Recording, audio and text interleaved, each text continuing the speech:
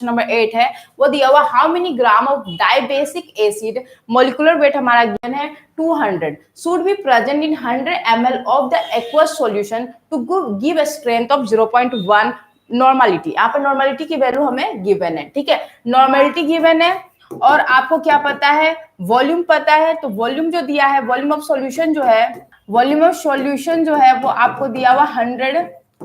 ml, ठीक है, और मोलिकुलर वेट जो है, मोलिकुलर वेट हमारे पास कितना गिवन है, 200 गिवन है, ओके, और डाइबेस है मतलब एक्स की वैल्यू हमारे पास कितनी हो गई, 2 हो गई, ठीक है। ना हम सॉल्व करेंगे, पहले हम क्या निकालेंगे, इक्विवेलेंट वेट फाइंड आउट करेंगे। क्या फाइंड आउट करेंगे, इक्विवेलेंट वेट, इक्विवेलेंट वेट, ठीक है, इक्विवेलेंट वेट हम फाइंड आउट करेंगे, जिसका फॉर्मूला होता है, इक्विवेलेंट वेट का फॉर्मूला होता है मोलिकुलर वेट डिवाइडेड बाय 2, तो जो कि इक्विवेलेंट वेट हमारा कितना आ जाएगा, इक्विवेलेंट वेट हमारे पास कितना आएगा, इक्विवेलेंट वेट हमारे पास होगा, इक्विवेलेंट वेट का फॉर्मूला, अच्छा यहाँ पर गलत करें, इक्विवेलेंट वेट का फॉर्मूला हमारे पास होता है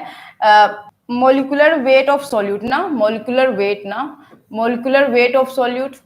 molecular weight of solute, solute. एक बार ना फॉर्मूला लिख दे तो चीजें ना क्लियर हो जाएगी। आपको पता है गिवन में क्या क्या दिया, नॉर्मलिटी गिवन है, आपको वॉल्यूम ऑफ सॉल्यूशन गिवन है, आपके पास मोलिकुलर वेट गिवन है और एक्स की वैल्यू दी हुई है 2, इतना कुछ गिवन है। अब मैं यहाँ पे फॉर्मूला सबका लिख देती हूँ तो चीजें ना सॉल्व करना इजी हो जाएगा। तो पहले मैं लिखूंगी इक्विवेलेंट वेट का, इक्विवेलेंट जो मास है उसका फॉर्मूला क्या होता है, ठीक है,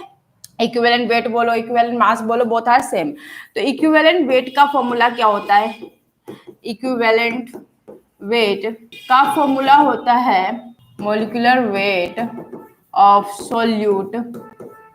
दिया हुआ molecular weight of solute divided by, हम क्या लिखेंगे, molecular weight of solute divided by x, ठीक है,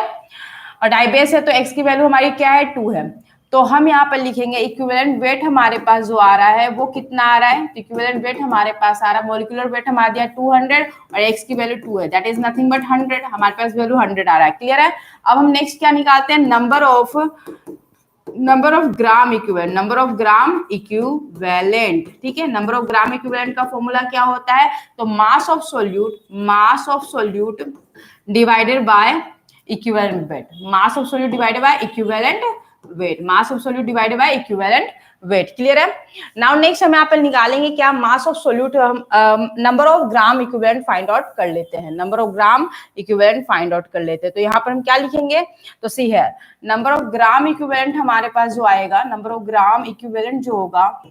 नंबर ऑफ ग्राम इक्विवेलेंट हमारे पास क्या हो, मास ऑफ सॉल्यूट हमारे पास कितना गिवन है, नहीं दिया है, तो मैं इसको m से रिप्रेजेंट कर रही हूँ और मेरे पास इक्विवेलेंट वेट अभी हमने निकाला, कितना निकाला, 100 निकाला, क्लियर है। नाउ नेक्स्ट हम क्या करने वाले हैं, अब हम क्या करेंगे, नॉर्मलिटी निकालेंगे। नॉर्मलिटी का फॉर्मूला क्या होता है, नंबर ऑफ,